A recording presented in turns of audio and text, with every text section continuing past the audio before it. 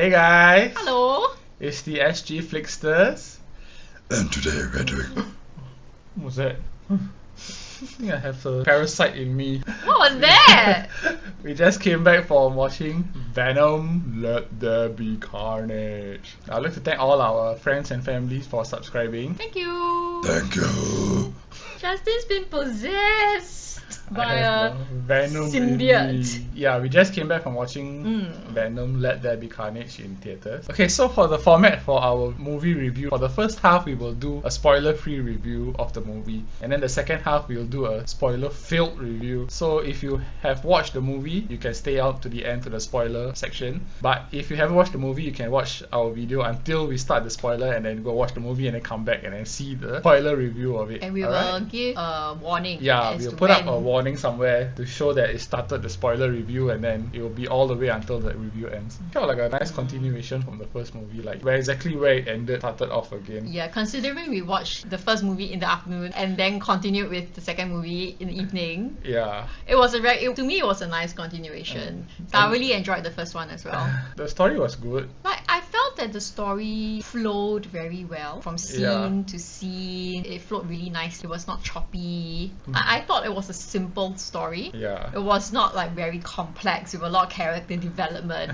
But for what it was, like a comic story. Yeah, it felt like it was straight out from a comic book. Like the way they presented the movie. Felt like I was reading a comic book. Yeah, it was a simple, entertaining, colourful, energetic. Funny. Yeah. It's very funny. It's funny. Just like the first movie, you say it's a comedy, right? Yeah, it's And like the Eddie, interaction between the two, right? Yeah. So whatever you see in the first movie You'll continues. get more of it. Yeah, you'll get more of it in the second movie. When it comes to the acting, I think Eddie Brock did quite a good job. Like, I see there's a lot of bad reviews about him being Venom, like in this movie, but I think he's quite good considering he's acting alone most of the time. Yeah. The Venom is actually a CGI character and the voice. Yeah, but because they did the Venom character so well, you don't even feel like he's not there. You know, you feel like there's already two people interacting on the screen. Yeah. So it's like bouncing back and forth their conversations and their comedic timings and everything. Like, it didn't even occur to me until you mentioned it earlier that actually you realize he's talking to himself. So I was like, so that was how seamless it was. Yeah. Or maybe I was just in the mood to be immersed. So I wasn't thinking too much when I was watching the movie. Venom is more like a villainous character. It's not like he's taking over Eddie and being evil. Which he could, right? Yeah, which he could. But he acted as though he's like the buddy. Like he has the best interest of Eddie, his love life. It's like the bromance. Yeah, he cares about the well-being of Eddie. I don't know if it's because Eddie's life directly affects Venom's life as well, because they are symbiotic, right? Can feel like the love, you know, the love between the two of them. So that's Eddie and Venom. Yeah. Then of course there is Cletus? Cletus, played by Woody Harrelson. Cletus and Carnage. Yeah. I think Woody Harrelson plays crazy guys very well. In terms of how the story played out, like even though I knew that he would become Carnage, or as they were building up to it, I'm still like, oh no, I hope it doesn't happen. Even though like going into the movie you already know, right? So I guess that's how the story and the plot was quite seamless. The CGI for this Venom and Carnage also was very good. It was like you can't even tell that they are CGI characters. They look so realistic. Their teeth, all their teeth sticking out, and their face like morphing in and out. Right? It all looked very seamless and realistic. And then there was that one fight scene at the end. I thought that was amazing. Like they were like merging together, then releasing, like and spaghetti. then they were like, all the strands of the symbiote. Strands, yes, that's the word. All over the place, right? Yeah, so I was very impressed. But I guess if you're not impressed by the CGI in the movie, that says something. There is also a end credit scene for the movie, which we will not spoil it in this section, but it's a definite eye-opener, like a shocking moment that you guys really need to go and experience it for yourself. My reaction during the end credits was like... Yeah, and I was like, huh? What just happened? So how much would you give Venom, Let There Be Carnage? As a caveat that this is a superhero, simple, enjoyable, mainstream PG-13 movie, I would give it a 4.5. 4.5. Yeah. Wow. 4.5 popcorns. Yes. I mean, it's not the best cinematic experience, but for what it is, It's fun. it's fun. It's fun to watch it, right? Yeah, you don't have to think too much. You enjoy it You understand what's going on. most of the time. Yeah. I will give it a 4.5 also. Wow, really? Yeah. Okay. Yeah, because it's funny. When I watched the first movie for the first time, I watched it without subtitles. So when Venom was speaking, I didn't understand what he was saying. He was like, "Wah, wah, wah, wah, wah, wah, wah, wah, wah, wah, wah, wah." So only when I watched it the second time today with the subtitles, I really understood what Venom was saying. But in this movie, I think maybe they made it better. Like Venom was speaking slower, maybe, or more clearly. Or maybe So- you already got used to it. Yeah, maybe I already got used to it. So all the scenes with Venom speaking, I could understand. Like, so yeah, that's why I'll give it a 4.5. It's funny, it's entertaining, the characters were good, acting were good, Yeah, the I CGI would say. was good, everything was good.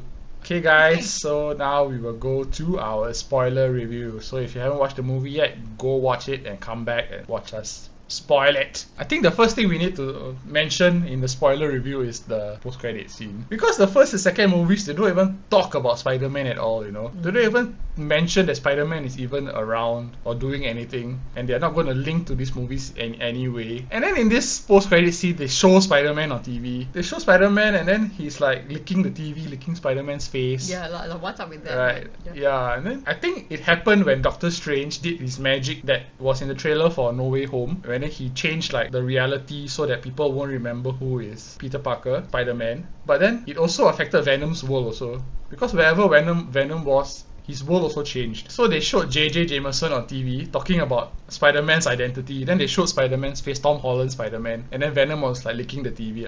So this is like proof that he's going to appear in Spider-Man movie. Maybe even as soon as No Way Home. Maybe you'll see Venom coming in and helping Spider-Man maybe. Or Oh, that would be... he will become Spider-Man. You know, the symbiote Spider-Man. Yeah, maybe that's why he was licking the TV. He found his soulmate. I think that's the thing that I think most people will be talking about after they leave the theater.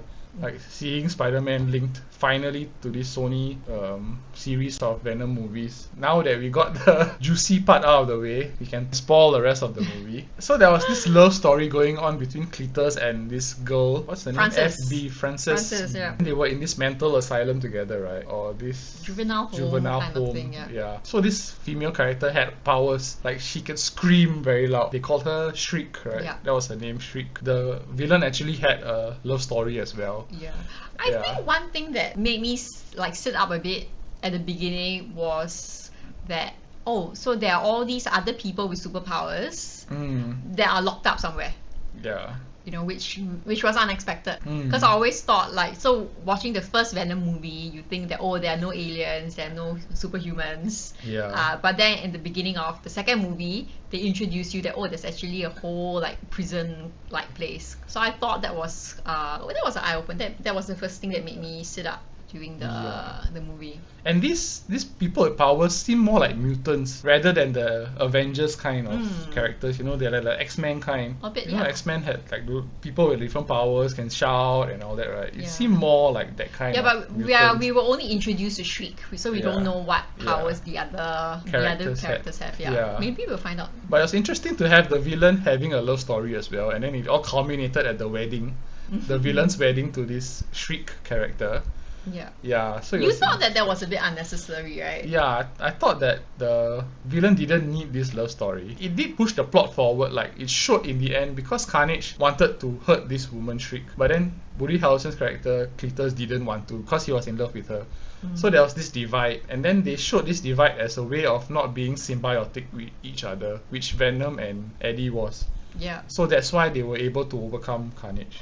Yeah. Because they were more in symbiosis. Although in the first half of the movie they were fighting and they split up and everything, and then at the end they came together in a symbiotic way, and then because they were together and Cletus and Carnage were not in sync with each other, that's why they were able to defeat him. Yeah, initially that wasn't very clear to me. Like, it wasn't very obvious to me as to why Cletus and Carnage are not symbiotic. But you know, it doesn't really matter. It's entertaining. Yeah, it's funny. Maybe I'll go and read up a little bit about that. But I guess that's what they needed for Venom to defeat him. Because Carnage is a much more powerful character. Yeah, even the Venom character was scared of him. Oh, that's the red one. You know, he was like saying, "Oh, that's the red one," you know. Yeah. Yeah, so he's also scared, and it's funny because that Carnage is like the child of Venom. I think even in the comics, like Carnage is the son of Venom. Yeah, so Carnage actually was born of Venom's blood, right, or the symbiotic fluid that got merged with Cletus' blood. Yeah, Because so Cletus beat Eddie, and then he absorbed some symbiote, right? Yeah, and then when he was being executed, the lethal injection kind of activated it in a way that it prevented him from dying. Yeah. And he became all powerful. And he became Carnage. Yeah. Yeah, but this Carnage story was like more like the second half of the story. Right, the first half was more of the interaction between Eddie and Venom, and how they were not getting along at all. Carnage wanted to eat people's heads. Yeah, I mean they had like a funny Venom, kind of coexistence. Yeah, like Eddie just fed him chickens and chocolate, which was not enough for Venom. He wanted to eat people's heads. But he still managed to defeat, so he has enough nourishment from the chickens and the. He was just being greedy for people's heads and brains. Apparently, there's something in brains that's also in chocolate, which I don't know if it's scientifically accurate or not. Yeah, then when did the chickens come in? I don't know. Chickens got small brains. Yep. That's all I know of the movie.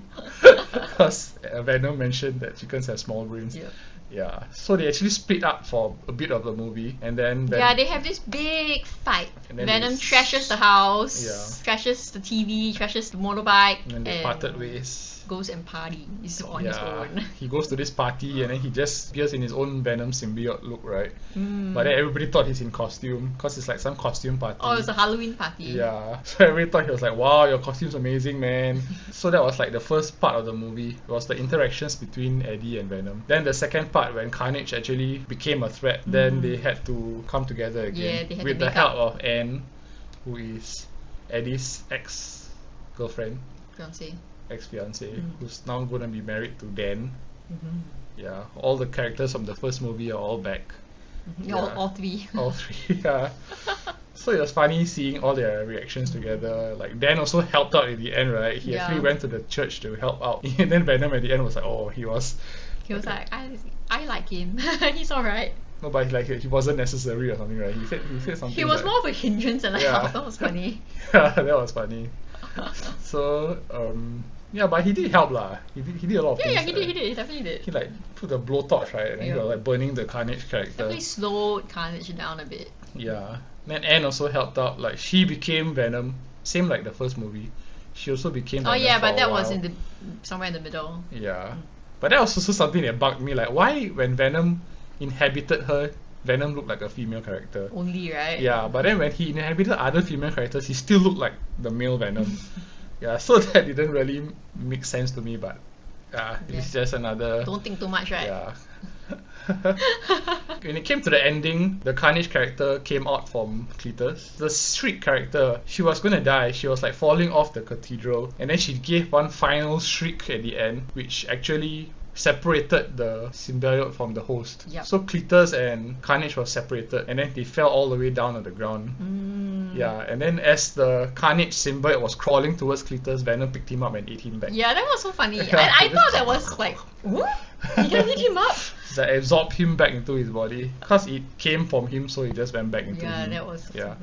It was a convenient resolution. Yeah. Because like through the movie, I was like, oh, how are they going to get like a container to put him in, like in the first movie, where all the symbiotes were like in this like special containers. Yeah. So like in the movie, because like I mean like, you know that they're going to get separated. It's like it's not like one of those movies when you know there's going to be a happy ending, right? Yeah. So I was like, oh, how are they going to transport like this red symbiote? But no, he just conveniently just eats him up. Yeah. Yeah. And then he also bites off Cletus's head. Happy ending all around, like, yeah. They were like, he was picking up Cletus, and then there was like some emotional moment going on, right? Yeah. And then Venom was like, he just bit off his head. Yeah, emotional moment between Eddie and Cletus. And then Venom was like, nah, that's enough of that. It's like I could totally see like some people not liking the humor. But I enjoyed it. Yeah. Yeah. I think because having watched the first one, that's what I'm expecting. You know, and the continuation of that funny kind of interaction. Yeah. So, but I could totally expect why people might rate it down because of the humor. But I thought it was fine. It was fun. He made it very fun. Yeah. Yeah. Okay, guys. So Go watch it. go watch it and can comment down below what y'all think about the movie. Let us know. And if you like our content, please like us and subscribe Yeah. and hit the notification button. Alright. We hope we can watch more movies. Let's go.